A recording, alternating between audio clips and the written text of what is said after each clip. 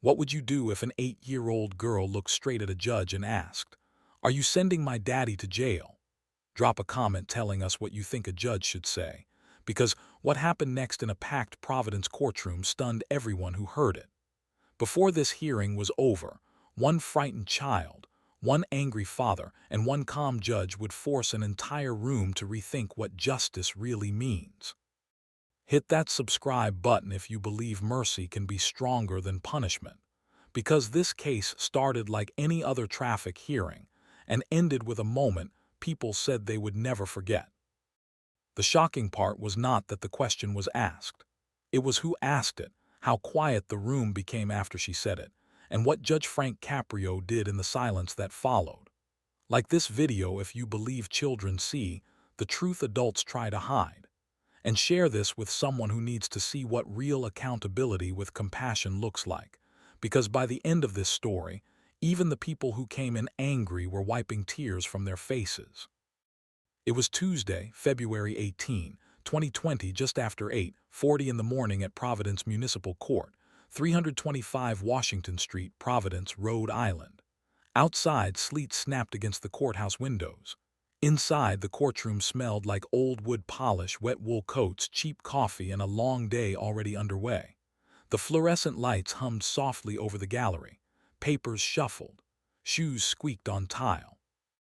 A television camera, mounted near the back wall, blinked its red light on and off, capturing the routine little dramas that usually disappeared into city paperwork by lunch. Then the clerk called a case that sounded ordinary enough.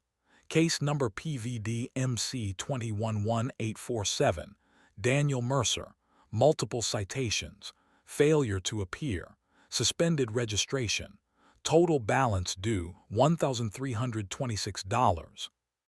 If you've ever watched one of these hearings, you know how quickly people make up their minds. The moment Daniel Mercer stood up, half the room did exactly that.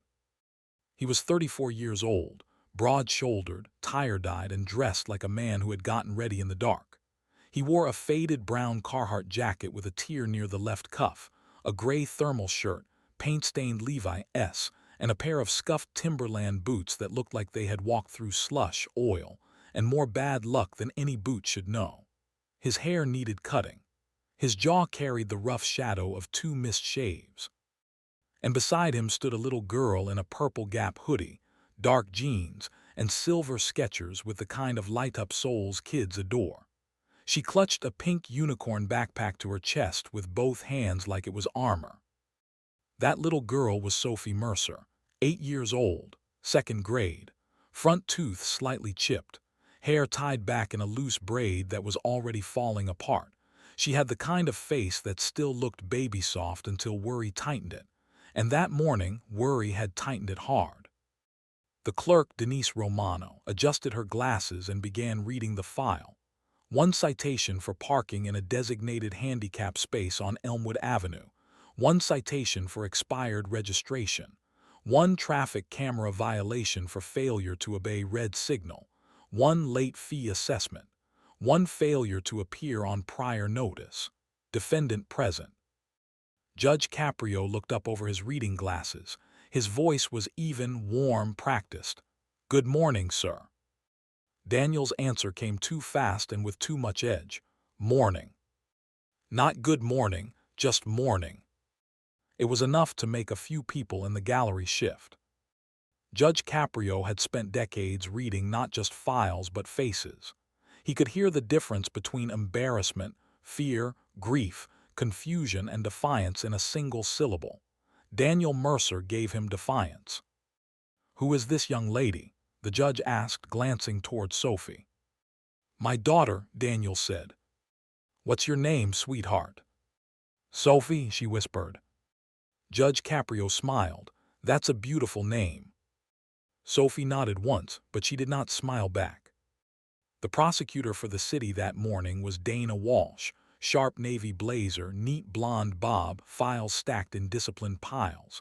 She stood and summarized the record with efficient calm. "Your Honor, this defendant has had multiple opportunities to resolve these matters. Notices were mailed on 3 separate dates.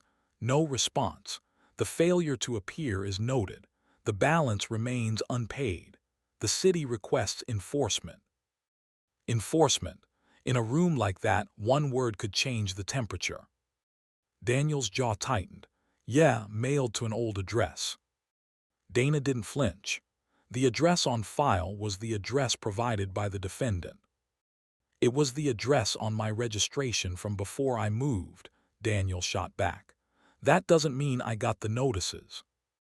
Now people in the gallery started doing what people always do when tension rises in a courtroom. They leaned forward without meaning to. A woman in a red puffer coat stopped, unwrapping her cough drop.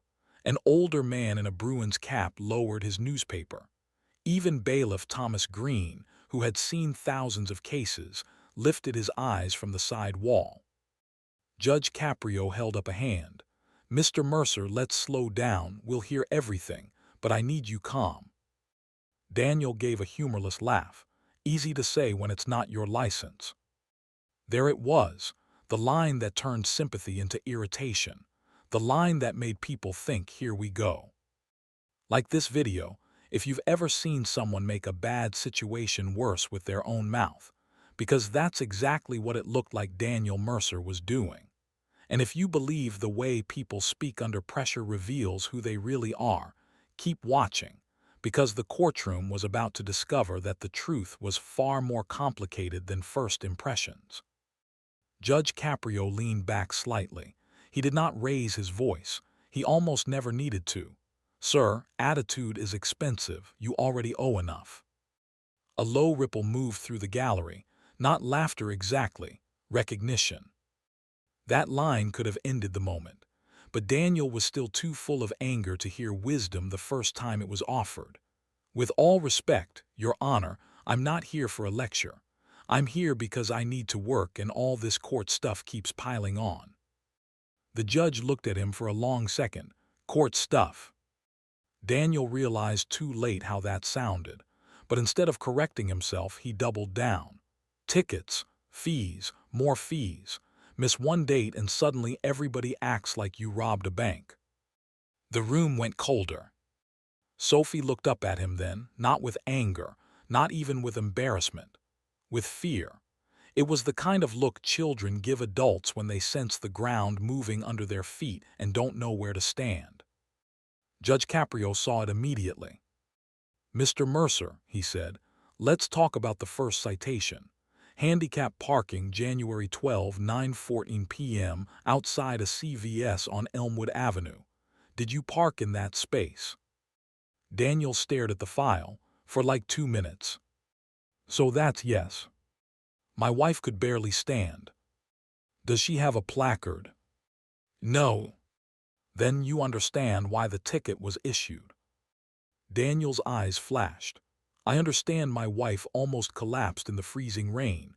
That's what I understand. That landed, not enough to change minds yet, but enough to slow them down. Dana Walsh stepped forward again. Your Honor, even if there were extenuating circumstances that night, that does not explain the other violations. Let's hear them one by one, said Judge Caprio. The second ticket was expired registration on Daniel's 2011 silver Honda Civic. The third was a red light camera citation at Westminster and Dean at 7:06 a.m. on December 3. The fourth was the missed hearing. On paper, it looked like a pattern. Carelessness, delay, excuses. The kind of case people love to judge because it feels simple. And Daniel was making it feel simpler by the minute. Registration expired because the car wouldn't pass inspection without repairs I couldn't afford, he said. Then the car should not have been on the road, Dana replied. I still had to get to work. And the red light. Daniel's mouth flattened. I was trying to get somewhere. Dana lifted the citation photo. You were trying to get through an intersection after the light changed. I know what a red light is. Judge Caprio tapped the desk lightly with his pen. Not quite a gavel, not yet. Mr. Mercer, sarcasm is not testimony. Silence. Then the judge asked the question that started shifting everything. Why is your daughter here today? Daniel hesitated. That was new. The anger flickered, and for just a second something else moved under it. Shame, maybe, or fatigue. School was closed. Her aunt couldn't take her. I didn't have a choice. Sophie hugged the backpack tighter. Judge Caprio nodded slowly. All right. Then he did something that looked small, but later, people would say it was the moment he stopped handling a file and started reading a life. He looked from Daniel to Sophie, then back to Daniel and asked, "How long has she been worrying?" Daniel blinked. "What?" "Your daughter," the judge said. "How long has she been worrying?" No one in the room moved. Daniel let out a breath through his nose. "I don't know what you mean." Judge Caprio's eyes were kind, but they did not move away. "Yes, you do." The camera light in the back blinked red again. Somewhere in the gallery, a woman whispered, "Oh boy." Because everyone could feel it now. The case wasn't about tickets anymore. It was about what those tickets were sitting on top of. And when that happens in a courtroom, people stop acting like spectators and start feeling like witnesses. The clerk handed forward an additional folder. "Your Honor, there's also body cam footage attached to the December stop associated with the expired registration." Judge Caprio glanced at it. "Let's play it." That changed the whole room. The monitor crackled to life above the side wall. Grainy body cam video filled the screen. The date stamp read 12/03/19. Time stamp 6:58 a.m. Officer Ray Mendes approached the silver Civic on Broad Street, his boots splashing through dirty winter slush. The windshield wipers on Daniel's car squeaked back and forth. The driver's side window rolled down halfway. On screen, Daniel looked younger somehow, but rougher, more cornered. "What now?" he snapped before the officer even spoke. A few people in the gallery made disapproving faces. There it was again. The arrogance, the chip on the shoulder, the refusal to help himself. Officer Mendes off camera asked for license and registration. Daniel dug through the glove box. Fast food napkins, a flashlight, a receipt from a Shell station, a crumpled work badge from a shipping warehouse. Then a child's cough burst from the back seat. Wet, sharp, repeated. The whole room heard it. Officer Mendes turned his flashlight slightly. "You got a kid back there." Daniel's voice changed by half an inch. Not enough to sound soft, but enough to sound scared. "My son, he's having trouble breathing." Another cough, worse this time. Then a little machine whirring. "Nebulizer?" Judge Caprio asked quietly. Denise Romano checked the file. "Officer's note mentions a portable nebulizer on the rear seat, Your Honor." On the screen, Officer Mendes took a step back, then asked, "Where you headed?" "Hasbro," Daniel said. "Children's Hospital." "What about your registration?" Daniel smacked the steering wheel with the heel of his palm. "What about my son?" That line hit differently the second time around. The officer remained calm. "I'm asking because the registration is expired. I still need your information." And then, for 3 long seconds, the video did something powerful. It stayed on Daniel's face while he looked from the officer to the rearview mirror to the street ahead. His mouth was hard. His eyes were wild. He looked like a man trying to keep fear from turning into panic by disguising it as anger. The screen froze there for a moment before the clerk paused it. The room was quiet now in a different way. Judge Caprio folded his hands. "That your son coughing?" Daniel nodded. "Micah, he was 5. Was. He's 6 now." A tiny correction, but it carried months. Dana Walsh glanced at her own notes.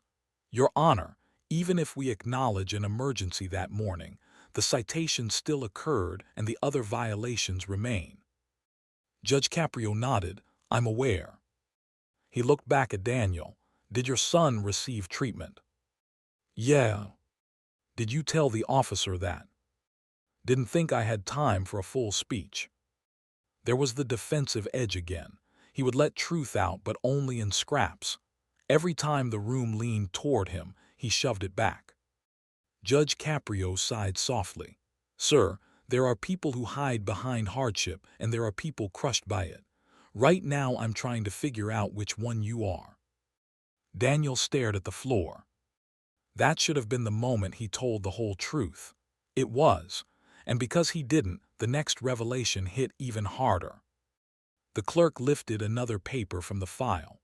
Your Honor, there's also a handwritten request for continuance that was never properly filed. No signature from counsel, folded inside the notice packet. Judge Caprio took it, unfolded it, read silently. Then his brow changed. Mr. Mercer, he said, did you write this?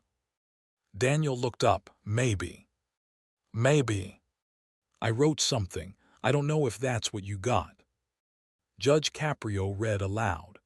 I missed the hearing because we got put out and I had nowhere stable for mail. I'm trying to keep the kids from seeing too much.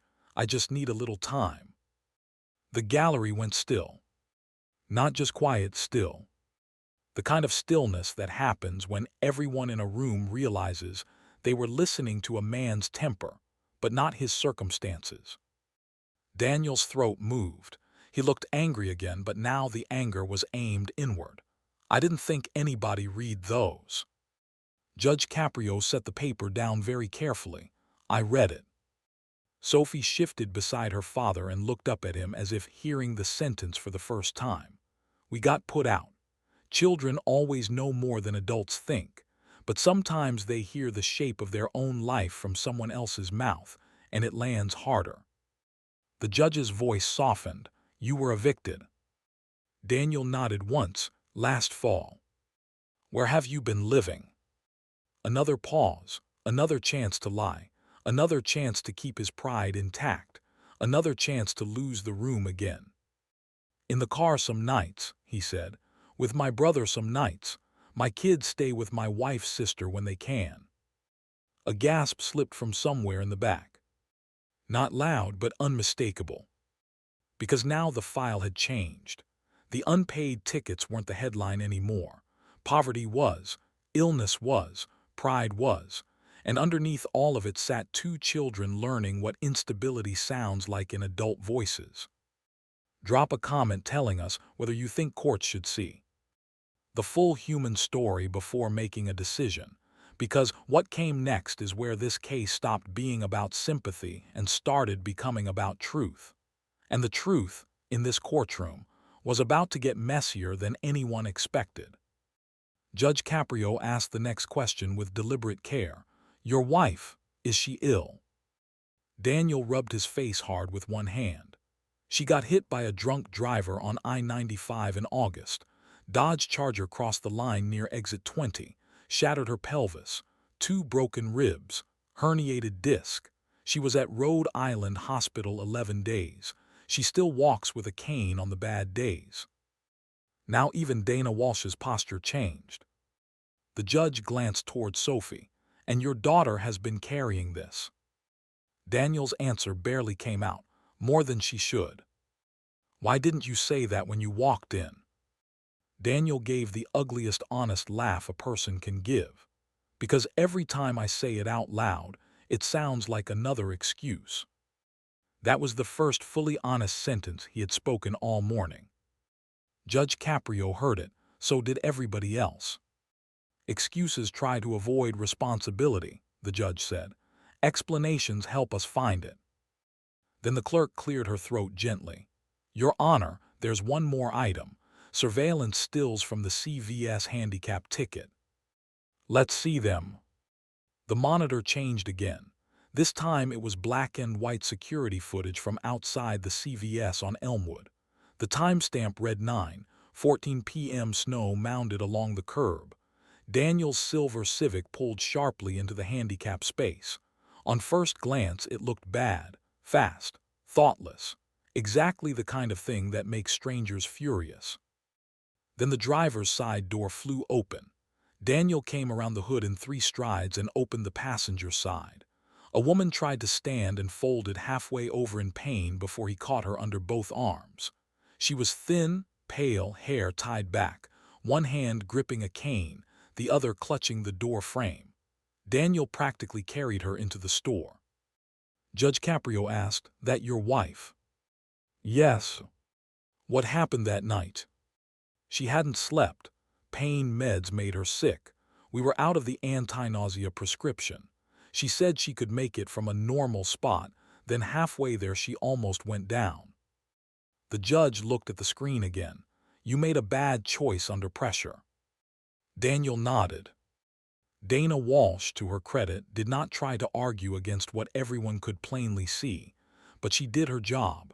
"Your Honor, the city does not dispute that the footage is sympathetic. However, sympathetic facts do not automatically erase violations." And there it was, the sentence that split the room in two. Some people heard coldness in it, others heard exactly what law requires. The rules existed for a reason. Handicapped spaces mattered. Red lights mattered. Registration mattered. Children with asthma mattered. Injured wives mattered. The law was not supposed to be blind in the sense of stupid.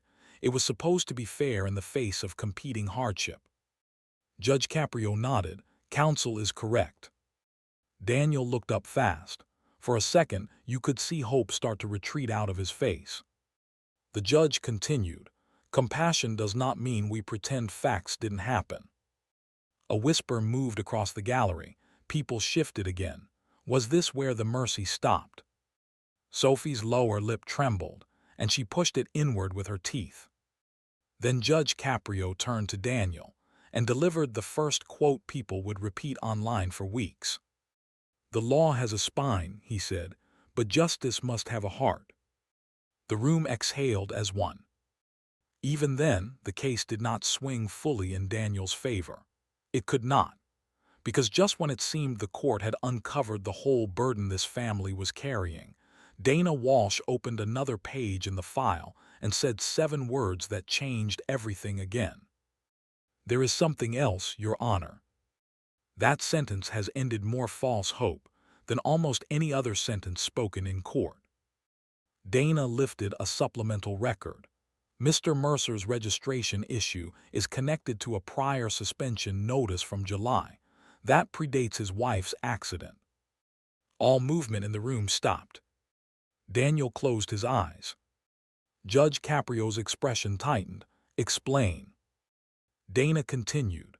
On July 16, the defendant was cited for traveling 52 in a 35 zone on Chalkstone Avenue.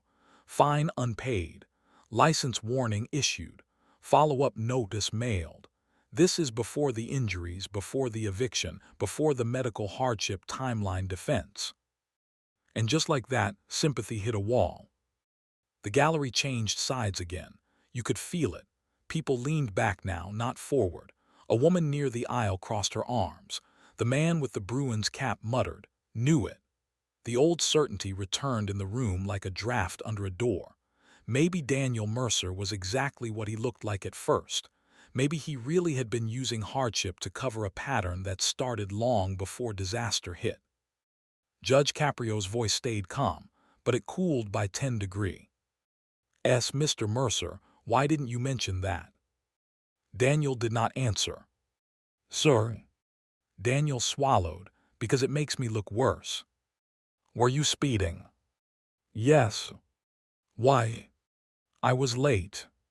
"For what?" "My second job." The judge sat back. "And you thought leaving that part out would help you?"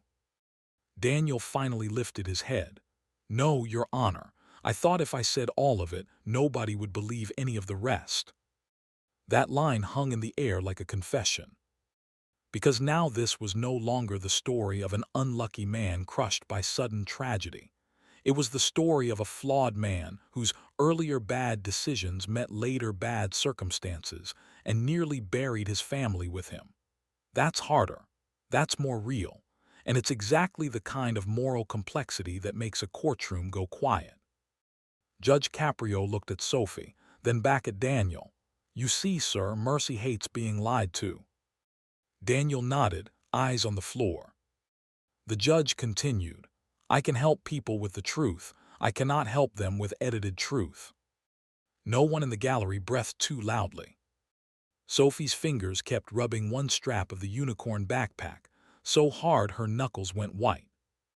Then Bailiff Green stepped closer to the defense table, not because anything violent was about to happen, but because the atmosphere had become fragile. Courtrooms know the difference between anger and collapse. Daniel Mercer was inching toward collapse. Judge Caprio asked one more question. Did your wife know about the earlier citation? Daniel's voice was thin now. No. Did she know about the missed hearing notices?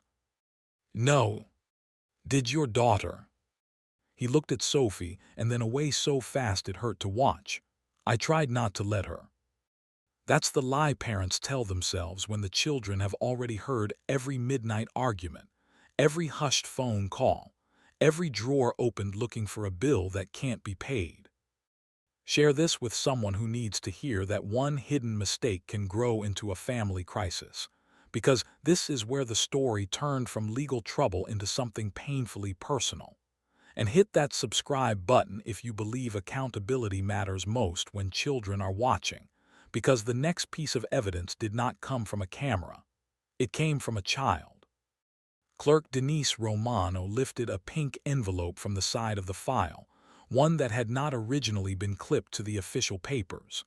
Your Honor, this was handed to the bailiff before court by the child.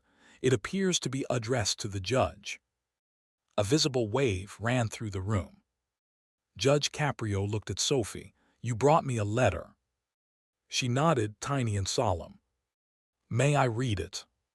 Another nod. He opened the envelope carefully, like it contained something more delicate than paper. Inside was a folded sheet torn from a spiral notebook, wide pencil lines, eraser marks, a child's handwriting trying very hard to be neat. Judge Caprio read silently for a moment. Then he looked up, and those who knew him well could see it in his face. Something had reached him.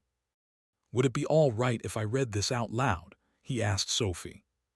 She pressed closer to her father's side, then whispered, okay. The judge began. Dear Judge, my name is Sophie Mercer and I am 8. My dad says court is just to fix papers, but he does not sleep good when he says that. My mom says he is trying. Sometimes I hear him in the car at night when he thinks we are asleep. He cries quiet. Please don't be mad I wrote you. I just want my dad to come home with me today because my brother gets scared when he is not there. My dad makes the eggs even when he is tired and he braids my hair bad, but he tries. If he did wrong, can you tell him without taking him away? From Sophie. You could hear someone in the gallery sniff. Then another. Then the unmistakable sound of a throat closing around emotion. Sophie kept staring at the floor through the entire reading. Daniel stared at nothing. His face had gone pale and stubborn at the same time, the way men sometimes look when they are fighting tears, as if tears were another enemy trying to embarrass them in public. Judge Caprio folded the letter slowly and placed it beside the file. He did not speak for several seconds. When he finally did, his voice had changed again. A child should never have to translate adult consequences, he said. That was the second line that would spread everywhere. Dana Walsh lowered her eyes to her desk. Even she looked moved, though her expression remained professional. The judge turned back to Sophie. You wrote this by yourself. She nodded. Who taught you that good people can still do wrong? Sophie looked confused by the question, then answered in the simple way only children can. Home. Somewhere in the back row, a woman covered her mouth. That answer hit Daniel harder than any fine ever had. Everyone saw it. His shoulders, which had been stiff and defensive all morning, dropped like he had finally run out of strength to hold them up. His left hand began to shake, just a little. Boo. Tea enough? Judge Caprio asked. Mr. Mercer, do you understand what your daughter just did? Daniel swallowed hard. She's scared. Yes, said the judge. And she is also carrying your emotional workload. That is too heavy for an 8-year-old. No argument came this time. No sarcasm, no edge. Just silence. Then from the second row, Another voice spoke. "Your Honors." All eyes turned. A woman was standing slowly with the help of a black cane. She had dark hair pulled back in a loose knot, a tired face, and the careful movements of someone who has learned to negotiate pain. She wore a long charcoal coat over burgundy scrubs and flat black shoes. This was Leila Mercer, Daniel's wife. Daniel spun toward her. "Leila, what are you doing here?" She gave a tight smile that didn't hide the strain in her body. "I got a ride." The bailiff stepped toward her, but she waved him off gently and remained standing. Judge Caprio inclined his head. "Ma'am, are you connected to this case?" "Yes, Your Honor, I'm his wife." "Do you wish to say something?" Leila looked at Daniel first, not the judge. "I wish he had told the whole truth sooner." That landed like a slap, not cruel, accurate. Daniel closed his eyes. Leila continued, voice shaking but steady enough to finish. "He didn't just hide those tickets from me. He hid how bad everything got. He kept saying he was handling it. Kept saying one more week, one more shift, one more app delivery run, one more job, one more side hustle, one more chance. He thought if he carried all of it alone, that made him strong." She took a breath. "It just made him disappear while standing right in front of us." No one in the room moved. "Are you asking the court to excuse the violations?" Judge Caprio asked. Leila shook her head. "No, Your Honor. I'm asking the court to make him stop lying about needing help." That was the third quote people clipped and reposted. Daniel's face crumpled for half a second before he got it back under control, but everyone had seen it, including Sophie. The judge nodded once. "Thank you, ma'am." Leila slowly sat back down. One hand pressed against her hip as pain moved across her face. Daniel turned toward her, voice low and ragged. "You shouldn't have come." She answered without looking at him. "Neither should Sophie, but here we are." At that point, everyone in the courtroom knew they were no longer watching a routine hearing. They were watching a family tell the truth in real time, which is rare, brutal, and often the first real step toward change. Judge Caprio drew a slow breath. "Mr. Mercer, before I make any decision, I want to know something. Who were you before all this?" Daniel frowned. "What?" "Before the tickets, before the eviction, before the accident, who were you?" The question seemed to confuse him more than any accusation had. "I worked." "That's what you did. It's not who you were." Daniel stared at the wood grain of the podium for a long time. Then, in a voice stripped of performance, he said, "I was the guy who thought if I just kept moving, nothing could catch me." The judge nodded. "And now?" Daniel looked at Sophie's backpack, at the unicorn pin hanging from the zipper, at the little hand still clamped around the strap. Now everything already did. Like this video, if you've ever heard one sentence reveal a whole person, because that was the sentence. That was the break in the wall. But if you think this was the end of the reckoning, it was. The hardest part of the hearing was still coming, and it would begin with one legal possibility that terrified Sophie more than the fines ever could. Dana Walsh, still careful and respectful, returned to the legal issue that had been hanging over the case from the beginning. "Your Honor, due to the missed appearance and unresolved balance, the court does retain the authority to issue a commitment for contempt if it finds continued noncompliance." She was not saying it to be cruel. She was saying it because it was true. But truth in a courtroom has sound effects. You could actually hear Sophie inhale. She looked up at her father, then at the judge, then back at the prosecutor, trying to understand adult words that all seemed to point in one direction. Commitment, contempt, authority, issue. Children don't need legal training to hear danger. "Dad," she whispered. Daniel bent down slightly. "It's okay." But his voice was not okay, and she knew it. Judge Caprio noticed at once. "Sophie, come here a moment, sweetheart." She froze. "It's all right," the judge said gently. "You don't have to be afraid." Slowly, with the tiny, uncertain steps of a child moving toward power, Sophie walked around the side of the defense table until she stood where the judge could see her clearly. Bailiff Green gave her extra room. Denise Romano set her pen down. Even the city prosecutor took a small step back so the child would not feel surrounded. Judge Caprio leaned forward. "Do you understand what's happening today?" Sophie swallowed a little. "What part do you understand?" She looked from face to face, then answered with devastating honesty. "That everybody is talking like my dad is in trouble and no one is saying if he gets to come home. There are lines that make a room emotional, and there are lines that make a room ashamed. That was the second kind." Judge Caprio asked softly, "Is that what you're worried about?" Sophie's eyes filled. She nodded once. Then, because children eventually ask the question adults are circling around, she said it. "Are you sending my daddy to jail?" The courtroom went silent so completely that the buzz of the lights overhead suddenly sounded loud. No paper moved, no one coughed, no chair creaked. The camera in the back kept recording, red light steady now, as if even the machine understood something historic had just happened. Daniel looked like someone had punched all the air out of him. Leela covered her mouth. Dana Walsh's face softened in spite of herself. Bailiff Green looked down at the floor.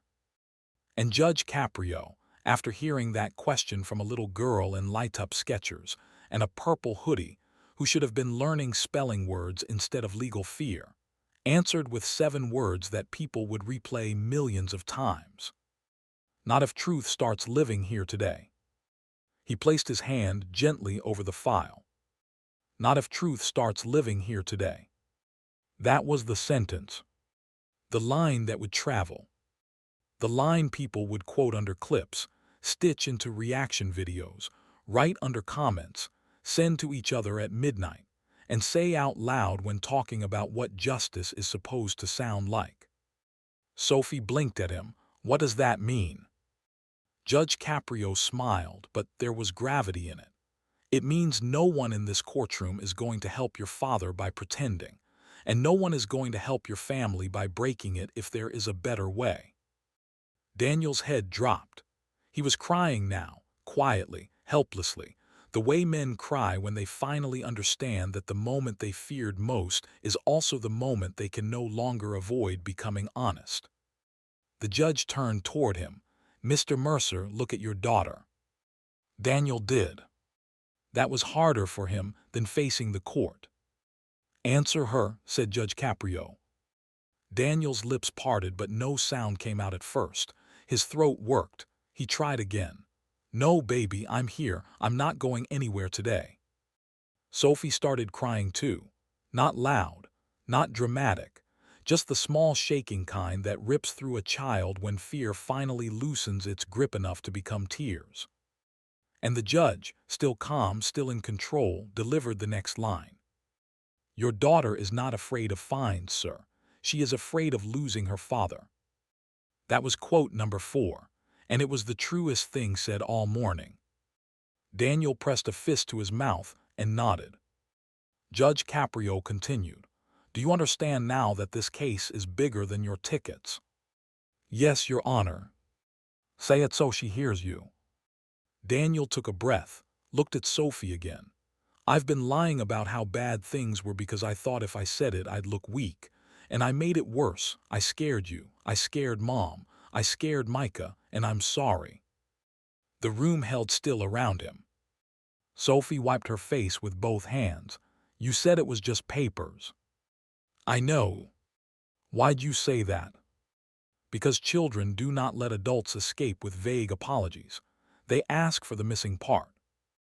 Daniel answered like a man standing in the wreckage of his own pride. "Because I was ashamed." There it was. The moment of realization. The shift from arrogant to humble. From fighting the room to admitting what he had actually been fighting all along. Judge Caprio nodded. "Shame makes people hide. Responsibility makes people repair." Then he looked toward the clerk. "Ms. Romano, Is Mr. Mercer eligible for a structured payment program and compliance review? Denise checked quickly. For some of the fines, yes. For the failure to appear surcharge, judicial discretion applies. For registration compliance, proof would be needed. Good. Dana Walsh spoke carefully. Your Honor, the city would not object to a structured remedy if the court finds the defendant is now being candid. That was a bigger concession than it sounded, and everyone heard it. But Judge Caprio wasn't done. Mercy was on the table now, yes. So was responsibility. What happened next would determine whether this became a temporary rescue or a real turning point. He asked Daniel one final question before ruling. If I give you a path out, what are you going to do with it? The courtroom leaned in again.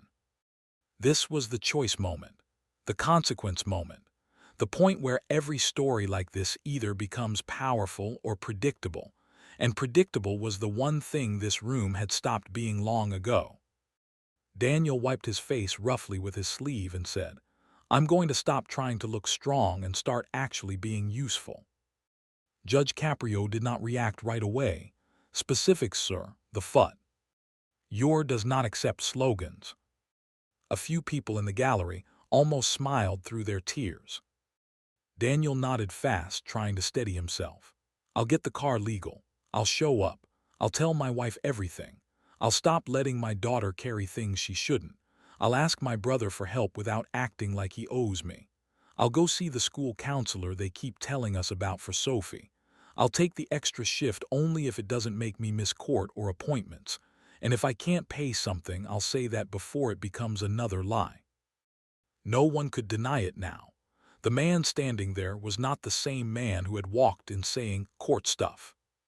Hit that subscribe button if you believe the strongest apologies are the ones attached to a plan, because Judge Caprio was about to do something that satisfied the law, protected the family, and made the whole room understand why this moment would never stay inside that courthouse. Judge Caprio looked down at the file one last time, then up at Daniel, then at Sophie. Here is what I am going to do, he said. The room held its breath. On the handicap parking citation, in light of the surveillance footage and the medical circumstances of your wife, I am reducing the penalty to court costs only. A murmur moved through the gallery. On the red light violation, the violation stands.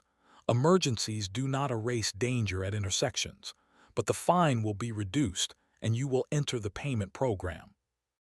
Daniel nodded immediately. Yes, Your Honor.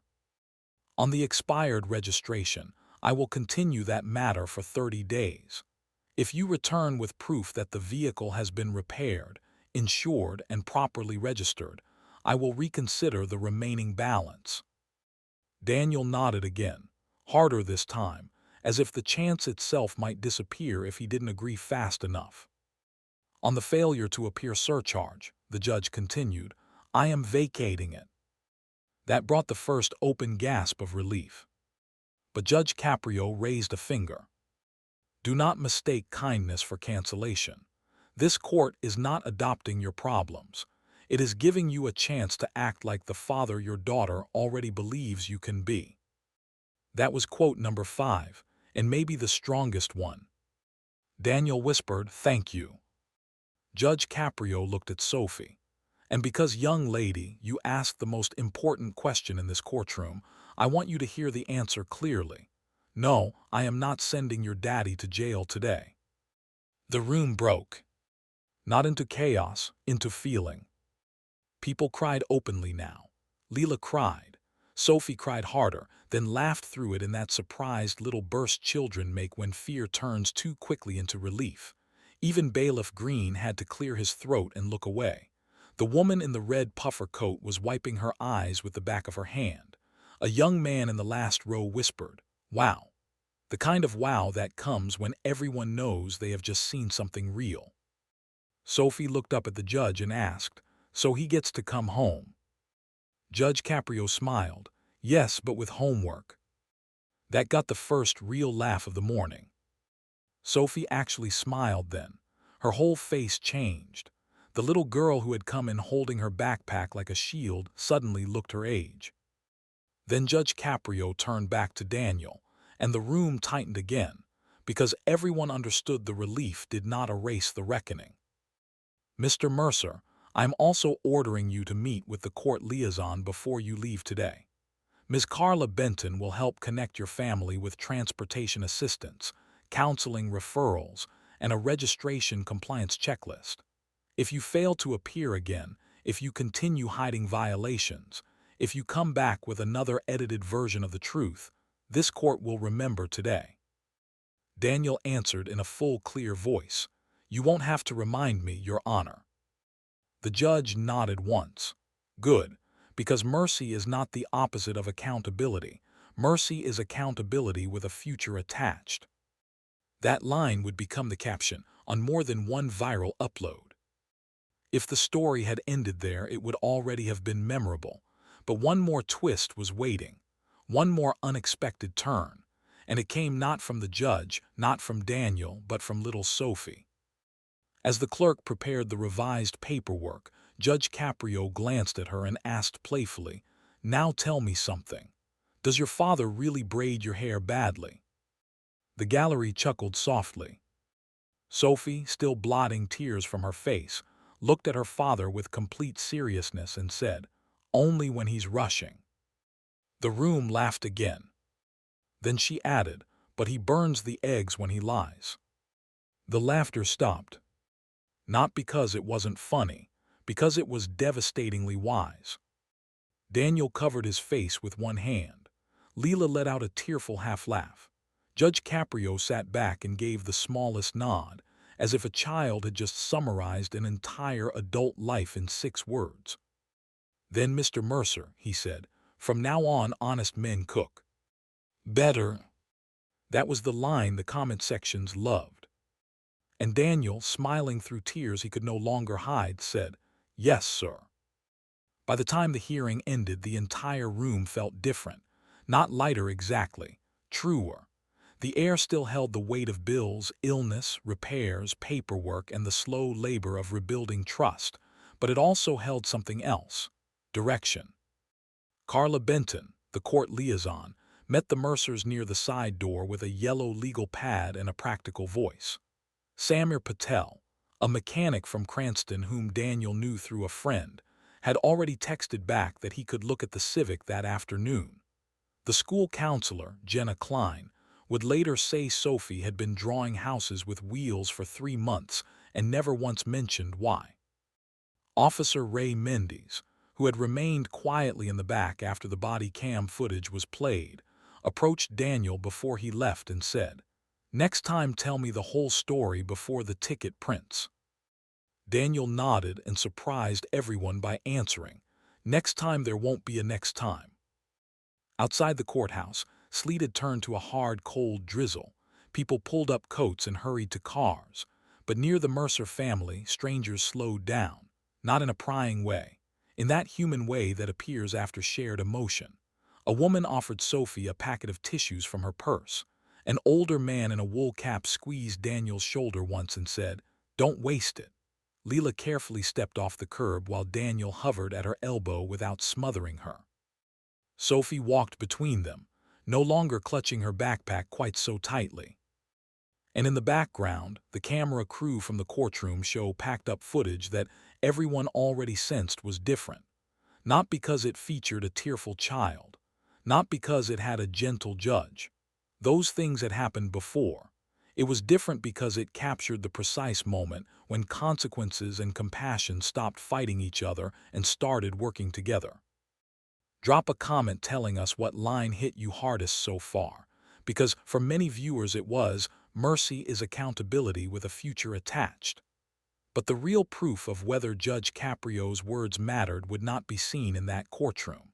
It would be seen in the weeks that followed, when the cameras were gone and nobody was there to clap for improvement. 3 days later, Daniel Mercer was at Samir Patel's garage on Reservoir Avenue at 6:12 in the morning before his warehouse shift. Samir lifted the hood, ran diagnostics, and gave him the number he was dreading: front control arm, brake line corrosion, emissions issue. It wasn't cheap. Daniel stood there with his hands on his hips, breath clouding in the cold shop air, staring at the fluorescent reflection on the Civic's dented hood.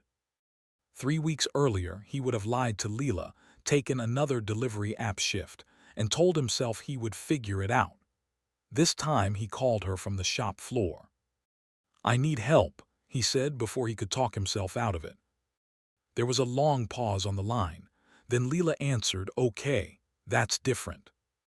That one word, different, mattered more than any lecture. Daniel's brother, Marcus Mercer, drove up in a black 2014 Ford Escape 30 minutes later with coffee in a cardboard tray, and the exact look older brothers save for moments when they are trying not to say "I told you so."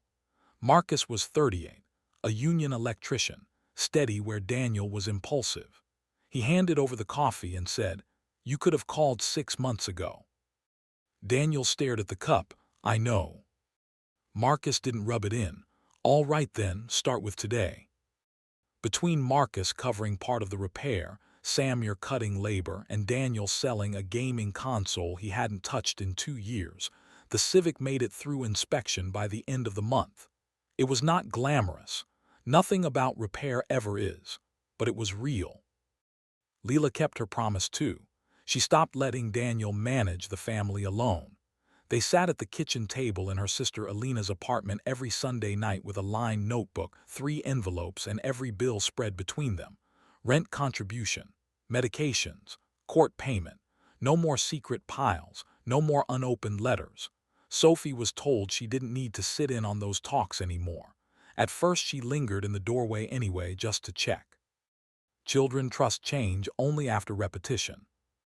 Micah's asthma remained unstable through March, but Carla Benton helped arrange transportation vouchers for 2 hospital follow-ups.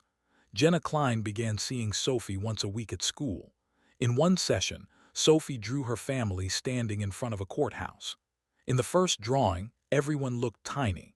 In the 4th week, the judge was still there, but the courthouse was smaller and her family was larger. That is how healing often looks. Not dramatic, proportional. Daniel came back to court exactly 30 days later wearing the same Carhartt jacket, but with the hood mended and his face shaved clean. He held a folder so organized it barely seemed like his, proof of insurance, registration, inspection sticker documentation, payment receipt, Carla Benton's compliance note, and beside him once again was Sophie. This time in a yellow raincoat and white sneakers, this time smiling before anyone had to work for it. When the clerk called the case again, there was a murmur in the room from people who recognized them. News of the first hearing had already begun circulating online through clipped footage. Not everywhere yet, but enough. Judge Caprio looked down at the documents, then up at Daniel. "You came back." Daniel answered with a little smile. "Told you I would." The judge checked the file, then nodded with clear satisfaction. Inspection complete, registration valid, first payment made on time, court liaison notes full compliance. He looked at Sophie. "And how are the eggs?" The whole room laughed. Sophie grinned. "Better." Judge Caprio pretended to consider that as if it were a formal legal update. "Excellent. Then I am satisfied." With one tap of the pen, he reduced the remaining balance again based on compliance and closed the review. It wasn't a fairy tale ending. Daniel still had obligations. Bills remained. Leela still had pain. Micah still needed treatments. But a system that had once felt like a trap now looked, for the first time, like a structure he could work within instead of run from. Outside the courthouse, one of the crew members asked if Daniel would consent to the footage being aired. Daniel looked at Leela. Leela looked at Sophie. Sophie asked the only question that mattered. "Will people make fun of us?" The crew member said, "We would never want that." Judge Caprio, who had stepped out through a side exit and overheard the exchange, answered before anyone else could. "If this is shown," he said, "let it be shown because honesty helped, not because pain entertained." That line settled it. The family agreed. And when the clip finally aired, It did what everyone in the room had quietly suspected it would do. It exploded. Within 24 hours, the video had crossed 1 million views. By 48 hours, it was being reposted everywhere. By the end of the week, people who had never set foot in Rhode Island were sharing a little girl's question and a judge's 7-word reply as if they had been sitting in the gallery themselves. Comments poured in from single mothers, fathers in recovery, social workers, teachers, public defenders, police officers, and grown adults, who said they had once been the child in the back seat hearing adults pretend everything was just paperwork. One comment got shared more than most. He didn't save that dad from jail. He saved that little girl from thinking fear was normal. Another read, "This is what justice looks like when it remembers children are in the room." And perhaps the most repeated, "Mercy is accountability with a future attached." The clip wasn't just talked about because it was emotional. It was talked about because everyone felt the moral tension in it. Judge Caprio had not simply erased the tickets. He had not turned hardship into a free pass. He had required truth. He had confronted lies. He had protected the child. He had created a path instead of a punishment spiral. That complexity is why millions watched to the end. Even local radio picked it up. A morning host in Boston called it the courtroom clip every parent needs to see. A Providence columnist wrote that the hearing captured the exact difference between excusing behavior and rescuing responsibility. Teachers showed the clip in ethics discussions. Counselors referenced it in parent support groups. People argued about it too, of course. Some said a judge should never let emotion enter the room that far. Others said emotion was already there, the moment a child believed a courthouse might take her father away. That debate only made the clip bigger. Daniel, to his credit, did not try to become a victim celebrity from it. In fact, he hated the attention at first. He kept his head down at the warehouse on Allen's Avenue. He delivered packages in the evenings only when he had child care secured. He answered texts with short responses. He did not comment under the video, did not post speeches, did not try to monetize pain. But private change was happening. One night in April, Sophie woke from a bad dream and came into the living room where Daniel was sorting receipts. "Are we in trouble again?" she asked. Daniel put the papers down immediately. "No." She studied him. "For real?" He nodded. "For real, and if we ever are, I won't hide it." That answer mattered because it was plain. No performance, no promise bigger than life, just truth. Sophie crawled into his lap. Judge Caprio was nice. "He was," Daniel said. "He was also scary." Daniel actually laughed. "Yeah, he was." Sophie thought for a second. "I think he was scary nice." That became a family phrase after tea. Scary nice. The kind of kindness that demands better from you instead of letting you stay broken in peace. By early summer, Leela had improved enough to begin physical therapy twice a week without a wheelchair. Micah's emergency visits were down. Marcus helped Daniel apply for a steadier daytime route job with benefits. Jenna Klein reported that Sophie was no longer drawing houses on wheels. Now she drew kitchens, school desks, sidewalks, things that stay. In June, an envelope arrived at the courthouse addressed in blocky child handwriting. Judge Caprio opened it in chambers between hearings. Inside was a fresh letter and a crayon drawing. The drawing showed a courtroom bench, a little girl in purple, a man with tears on his face, and a judge with giant eyebrows. Underneath, Sophie had written, "Thank you for making truth live here." Judge Caprio laughed softly when he saw the eyebrows. Then he read the letter.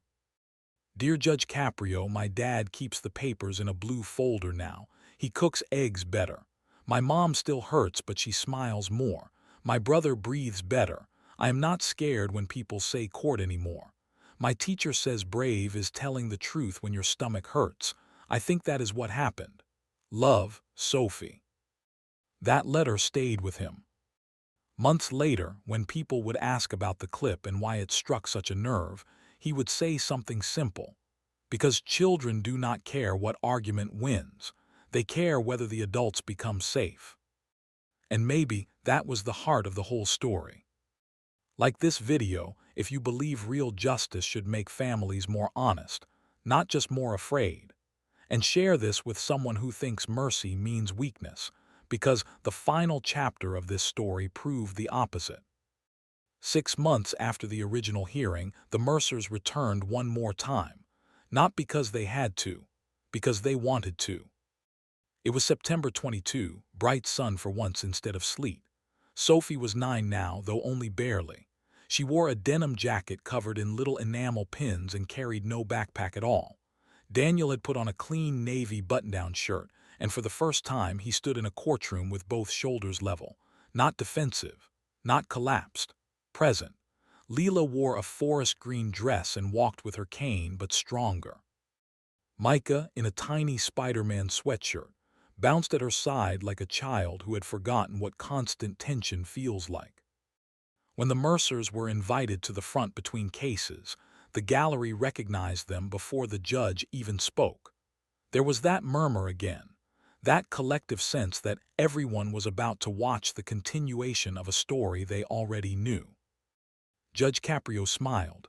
Well, the Mercer family. Daniel smiled back. We came to say thank you. And to report on egg quality, Sophie added. Laughter rolled through the room. Judge Caprio folded his hands. I was just about to issue a breakfast compliance order. Daniel shook his head, smiling, then became serious. I meant what I said that day, Your Honor. I stopped lying to my wife, to myself, to the court, to my kids. It didn't make life easy, but it made it real. The judge nodded. That is usually where real life begins. Daniel continued, voice steady. I got the full-time root job. Benefits started in August. We moved into a 2-bedroom in Cranston. It's not fancy, but it's ours. Leela's therapy is helping. Micah hasn't had an ER trip in 3 months. Sophie, he looked at her, eyes bright. Sophie sleeps through the night again. The room softened. Leela added, and he hasn't missed a payment. Judge Caprio glanced at Daniel. Good. Then he asked Sophie, and what have you learned from all this? Sophie thought with great seriousness, because children always know when adults are waiting for the important answer. That grown-ups should tell the truth before kids have to ask for it. The courtroom reacted all at once. A low chorus of agreement, a sigh, a laugh. One man even whispered, Amen. Judge Caprio smiled in that deep, knowing way of his. Young lady, if every adult in America heard that sentence, my workload would get a lot smaller. Then he reached for something on his desk, a copy of her original letter kept in the case folder. He held it up gently. I keep this because sometimes court needs reminding why it matters. Daniel's eyes filled again, though this time there was no shame in it. Would you like to hear what your daughter wrote? The judge asked. Daniel looked at Sophie, then nodded. Judge Caprio read the line one more time. If he did wrong, can you tell him without taking him away? A hush fell across the room. Then the judge lowered the paper and looked directly at Daniel. Sir, that day your daughter asked the question many adults are too scared to ask. She wanted justice without destruction. She wanted truth without losing love. It is now your responsibility to spend the rest of your life proving that was not too much to ask. Daniel answered quietly, I will. And every person in that courtroom believed him. That is rare. Not because people don't cry in court. They do. Not because people don't promise change. They do that even more. It is rare because sometimes, once in a long while, you can see the difference between a man who wants relief and a man who has finally accepted transformation. Daniel Mercer had walked into court as someone exhausted by consequences and angry at the world. He had walked out confronted by his daughter's fear, his wife's honesty, a judge's wisdom, and the undeniable truth that pride had become its own kind of danger. He did not become a perfect man in one hearing. Nobody does. But he became a truthful one. And for that family, that changed everything. The clip kept growing online long after the initial wave. By winter, it had been viewed tens of millions of times across platforms. It was discussed in podcasts, stitched into reaction videos, and quoted in op-eds about compassionate justice. Teachers used it in classrooms. Counselors used it in workshops. Parents sent it to one another with captions like, "This is why kids need honesty." It became one of those rare viral moments that survived because it carried more than drama. It carried instruction. And perhaps the most powerful part was this. The line everyone remembered was not, "No, I am not sending your daddy to jail today," though that was the relief line. It was the earlier one. "Not if truth starts living here today." Because that line did not just apply to one father in Providence. It applied to marriages built on postponing hard conversations, to parents who say, "Don't worry," when what they mean is, "I dawn."